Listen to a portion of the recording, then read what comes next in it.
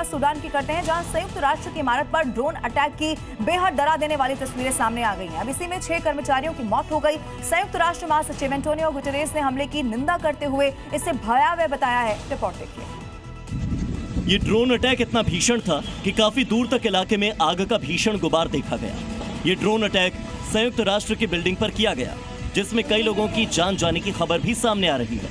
हमले के समय बिल्डिंग में कई लोग मौजूद थे। हमले के बाद इलाके में चारों तरफ कोहराम मच गया। यह अटैक इतना जोरदार था कि काफी दूर से आग की लपटें और धुएं का काला गुबार दिखाई पड़ा। स्थानीय मीडिया के मुताबिक हमले में संयुक्त राष्ट्र के 6 पीस कीपर्स मारे गए, जबकि 8 पीस कीपर्स घायल हो गए। ये सभी बांग्लादेश के बताए गए। सूडान की सरकार ने बयान जारी कर इस हमले की निंदा की है। पोर्ट सूडान में मौजूद सेना समर्थित प्रशासन ने हमले के लिए पैरामिलिट्री फोर्सेस के रैपिड सपोर्ट फोर्स यानी RSF को इसके लिए जिम्मेदार ठहराया है।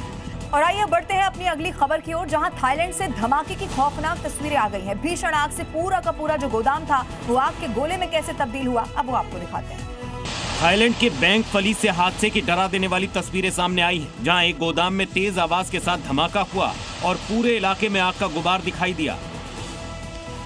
ये धमाका इतना भीषण था कि कुछ ही देर में पूरा गोदाम जलकर खाक हो गया, जिससे इलाके में कोहराम मच गया।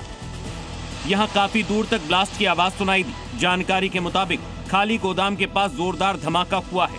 ब्लास्ट के बाद काफी दूर तक आग की लपटें और धुएं का गुबार दिखाई दिया। हादसे में नुकसान का आकलन किया जा रहा है। गनीमत है कि अब तक किसी के हताहत होने की खबर सामने नहीं आई।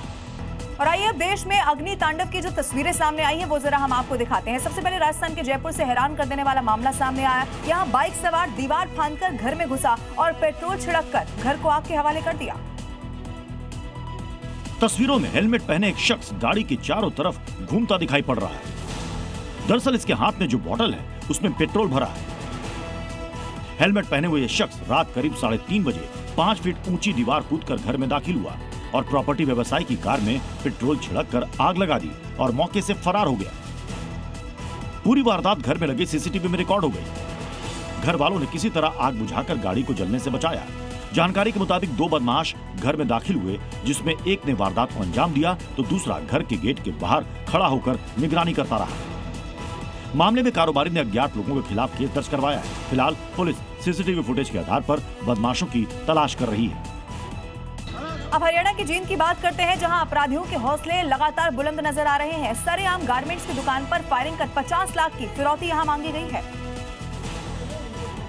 हरियाणा में बदमाशों को कानून का जरा भी खौफ नहीं और इसका सबूत जींद से सामने आई ये तस्वीरें हैं। नरवाना के अपोलो चौक के पास गारमेंट की दुकान पर बदमाशों ने न सिर्फ सरेआम फायरिंग की बल्कि पर्ची लिखकर 50 लाख रुपए की रंगदारी भी मांगी। इस घटना से इलाके में दहशत का माहौल है। रविवार होने से दुकान पर कई ग्राहक भी मौजूद थे। जानकारी के मुताबिक बदमाश पहले दुकान मालिक के पास आया और उसके हाथ में धमकी भरी पर्ची देने के बाद फायरिंग कर दी। पर्ची में लिखा था कि अगर 3 दिन के अंदर 50 लाख रुपए नहीं दिए गए तो अगली गोली शीशे पर नहीं बल्कि सीधे सीने में मारी जाएगी। पर्ची पर अमन बेल रखा और छोटी चौपड़िया नाम लिखकर दुकानदार को धमकी दी गई है। इधर पंजाब के लुधियाना जिले से 2 बहादुर महिलाओं का सीसीटीवी अब हम आपको दिखाएंगे, जहां धारदार हथियार के बल पर बदमाशों ने महिलाओं के पर्स लूटने का प्रयास किया, लेकिन जाबाज महिलाओं की हिम्मत देखकर बदमाश मौके से भाग निकले।